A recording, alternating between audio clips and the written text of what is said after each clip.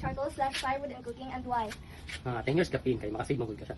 As someone who uses charcoal/firewood in cooking, what were your observations on the project EcoFuel we've introduced and that you used? Dali kayo sa sindihan. Dali po siya mag-init o makapabukal.